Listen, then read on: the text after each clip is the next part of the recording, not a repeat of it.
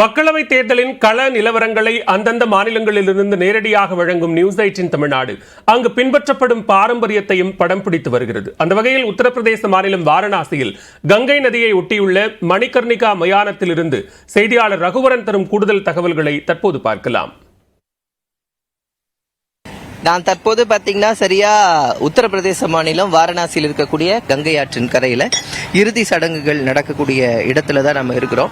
இந்த இடம் பாத்தீங்கன்னா எப்போதுமே 24 மணி நேரமும் இந்த இடத்துல இந்த பிணங்கள் எரியூட்டப்பட்டு கொண்டு இருக்கக்கூடிய ஒரு இந்த இந்தியாவிலே ரொம்ப ஃபேமஸான மணிச்சந்திரிகா காட் அப்படின்னு சொல்றது. இது அப்படின்னா பார்வதி தேவி அவங்களுடைய தோட துளைத்த இடம் அது இடம் அப்படின்ட்டு புராணங்கள் சொல்லுது.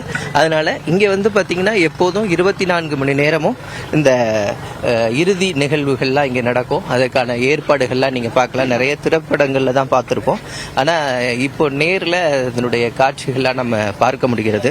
குறிப்பா பாத்தீங்கன்னா முன்னெல்லாம் அந்த பாதி எரியூட்டப்பட்ட பிணங்களை ஆற்றில் விடுறது போன்ற நிகழ்வுகள்லாம் நடந்துட்டு இருந்தது. அதெல்லாம் தற்போது தடை செய்யப்பட்டு ஆனா இங்க முழுமையாக தற்போது அந்த உடல்கள் எல்லாம் எரிக்கப்படுகிறது.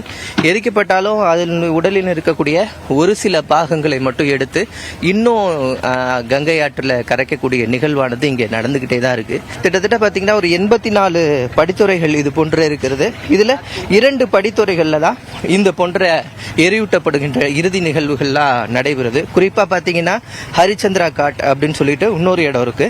அங்கேயும் இதே போன்ற நிகழ்வுகள் இறுதி சடங்கு நிகழ்வுகள்லாம் நடக்கும். அந்த இறுதி சடங்குகள்லாம் முடிந்த பிறகு அந்த கரிகள்லாம் கங்கை ஆற்றிலே கரைக்கப்படும்.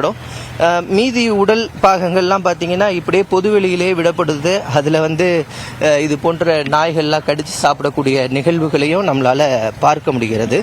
வாரணாசி கங்கை கரையிலிருந்து ஒளிப்பதிவாளர் விவேக்குடன் செய்தியாளர் ரகுவரன்.